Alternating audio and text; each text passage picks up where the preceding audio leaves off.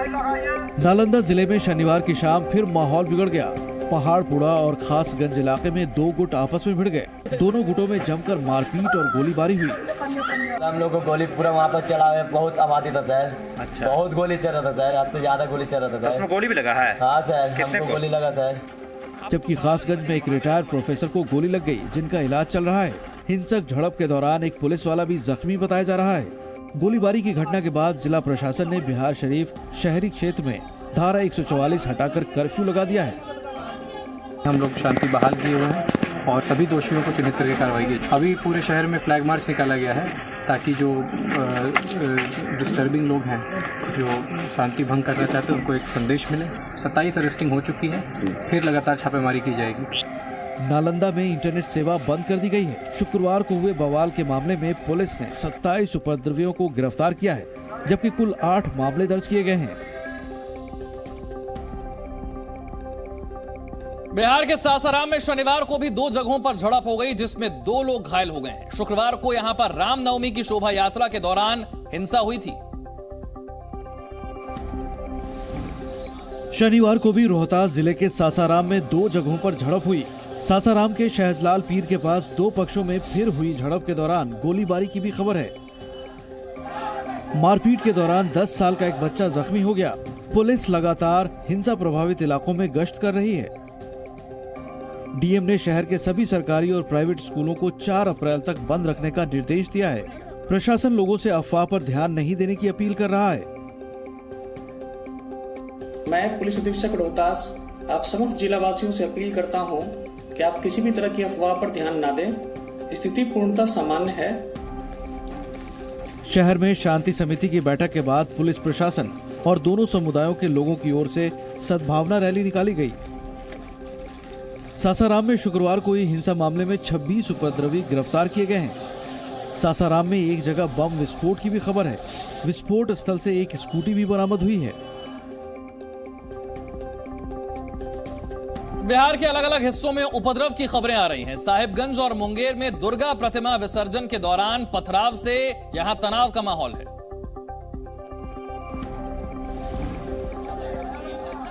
साहिबगंज के कुलीपारा मोहल्ले में दुर्गा प्रतिमा विसर्जन जुलूस पर पथराव किया गया।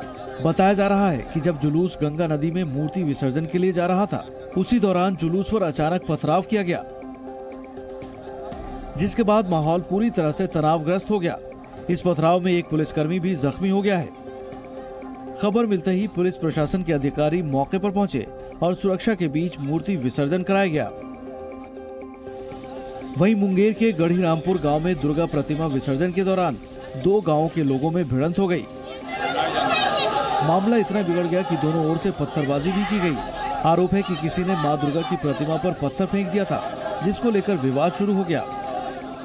सूचना मिलते ही सदर एसडीओ यतीन्द्र कुमार पाल और एसडीपीओ राजेश कुमार पुलिस के साथ मौके पर पहुंचे, लेकिन उपद्रवियों ने पुलिस गाड़ी पर भी पत्थरबाजी की। उपद्रवियों ने पुलिस की गाड़ी का शीशा तोड़ दिया।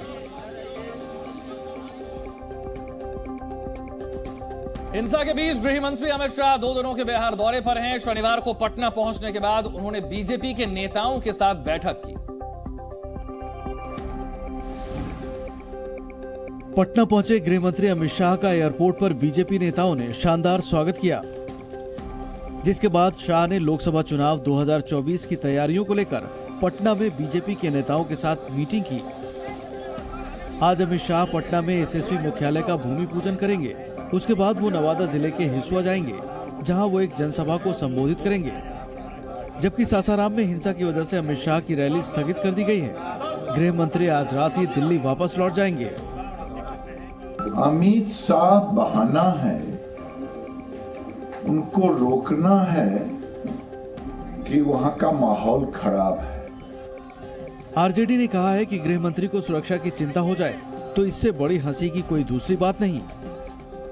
गृह मंत्री है, वो तो ताकतवर है, सबसे बड़े ताकतवर है, तो उनको सुरक्षा की चिंता हो जाए, इससे बड़ा हंसी का पात्र कोई दूसरा नहीं हो सकता।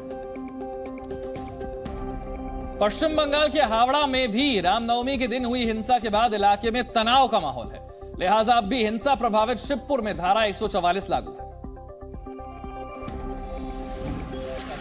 शुक्रवार को हिंसा के बाद हावड़ा के शिवपुर थाना क्षेत्र में अब भी भारी संख्या में पुलिस बलों की तैनाती है। वहीं हिंसा की जांच कर रही सीआईडी की टीम ने प्रभावित इलाकों का दौरा किया। टीम ने शिवपुरा के काजीपाड़ा, संध्या बाजार सहित आसपास के इलाकों का दौरा किया। सीआईडी की टीम ने स्थानीय लोगों के साथ साथ झड़प के दौरान ड्यूटी पर तैनात पुलिस वालों से भी बातचीत की। सीआईडी की टीम आज भी मौके पर जाएगी। इस बीच तृणमूल कांग्रेस ने राज्यपाल सीवी आनंद बोस की ओर से हिंसा की जांच की निगरानी के लिए स्पेशल मॉनिटरिंग सेल गठित करने के फैसले पर सवाल उठाया है। हालांकि बीजेपी की ओर से स्पेशल मॉनिटरिंग सेल के गठन के फैसले को सही ठहराया गया है। बंगाल बीजेपी अध्यक्ष भी आज हिंसा प्रभावित क्षेत्रों का दौरा करेंगे। आज हावड़ा में फ्लैग मार्च भी निकाला जाएगा। शिवपुर थाना क्षेत्र में अब भी धारा 144 लागू है और इंटरनेट सेवा निलंबित है। हिंसा के मामले में करीब 38 लोगों को गिरफ्तार किया गया है। सीसीटीवी फुटेज के आधार पर हिंसा में शामिल और लोगों की पहचान की जा रही है।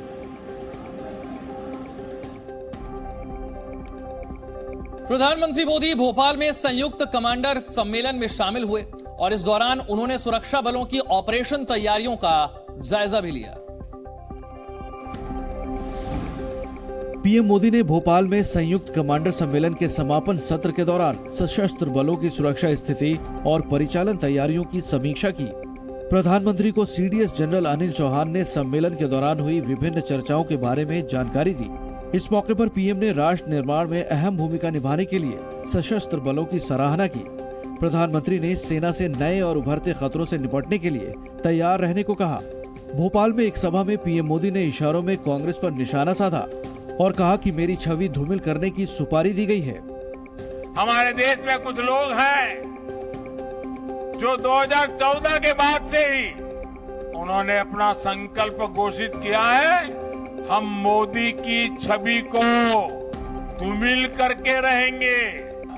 इसके लिए इन लोगों ने भांति भांति के लोगों को सुपारी दे रखी है। पीएम मोदी की अध्यक्षता वाली सुरक्षा पर कैबिनेट समिति ने 17 युद्धपोतों को प्राप्त करने के लिए 2 महत्वपूर्ण प्रस्तावों को मंजूरी दी है। राजस्थान के मुख्यमंत्री अशोक गहलोत ने प्रधानमंत्री मोदी पर निशाना साधा है। गहलोत ने कहा कि हिटलर भी एक समय पर बहुत लोकप्रिय था, लेकिन जर्मनी को बर्बाद कर दिया था। राजस्थान के मुख्यमंत्री अशोक गहलोत ने बीजेपी और आरएसएस को लोकतंत्र विरोधी बताया है। गहलोत ने कहा कि हिंदू राष्ट्र के नाम पर मजाक लगा रखा है, जनता को बर्बाद किया जा रहा है। गहलोत ने कहा कि राहुल गांधी पर ओबीसी विरोधी होने का झूठा आरोप लगाया जा रहा है। यदि सोनिया गांधी और राहुल गांधी ओबीसी विरोधी होते तो क्या उन्हें 3 बार मुख्यमंत्री बनाया जाता? मोदी जी, मैं आपको कहना चाहूंगा इस मंच के माध्यम से, कृपा करके आप राष्ट्रभक्त होने की बात करते हो, राहुल गांधी झूठे आरोप लगाते हो, उसने बेइज्जती कर दी ओबीसी की। अरे मैं ओबीसी का आदमी खड़ा हूँ, 3 बार मुझे मुख्यमंत्री बनाया सोनिया गांधी, राहुल गांधी ने। अशोक गहलोत ने बीजेपी पर निशाना साधते हुए कहा कि जो भी धर्म की बात करेगा वो बहुत जल्द लोकप्रिय हो जाएगा। तानाशाह हिटलर भी जर्मनी में खूब लोकप्रिय हुआ था। यदि आप धर्म की बात करेंगे तो लोकप्रियता आसमान छू लेगी। हिटलर के बाद जर्मनी का क्या हुआ? बीजेपी देश को एक पार्टी के राज की तरफ ले जा रही है। हिटलर ने भी ऐसा ही किया था। एनसीपी के प्रमुख शरद पवार ने कांग्रेस नेता राहुल गांधी के सावरकर पर दिए गए बयान पर खुलकर अपनी राय रखी है। उन्होंने कहा है कि सावरकर ने कई प्रगतिशील बातें कही हैं। राष्ट्रवादी कांग्रेस पार्टी के प्रमुख शरद पवार ने राहुल गांधी के सावरकर के बारे में टिप्पणी पर छिड़े विवाद को लेकर कहा है कि अब ये राष्ट्रीय मुद्दा नहीं है। उन्होंने कहा कि देश की स्वतंत्रता के लिए सावरकर के बलिदान को भुलाया नहीं जा सकता। पवार ने कहा, हमने कभी सावरकर का विरोध नहीं किया, हिंदू महासभा का विरोध किया। आज सावरकर ये नेशनल इशू नहीं है कि देश की स्वतंत्रता के लिए जो सैक्रिफाइस सावरकर जी ने किया तो हम कर नहीं सकते। उद्धव ठाकरे के बाद अब शरद पवार का ये बयान कांग्रेस के लिए मुश्किलें बढ़ा सकता है। नागपुर में एक संवाददाता सम्मेलन में शरद पवार ने कहा कि हमें सावरकर का प्रगतिशील पक्ष देखना चाहिए। आज वो यहाँ नहीं है, इसलिए जो यहाँ नहीं है उनके बारे में किसी विषय पर चर्चा करने की जरूरत नहीं है। लंदन में राहुल गांधी के बयान को लेकर विवाद पर भी शरद पवार ने अपनी राय रखी। उन्होंने कहा, मुझे नहीं लगता ये मुद्दा जी न्यूज़।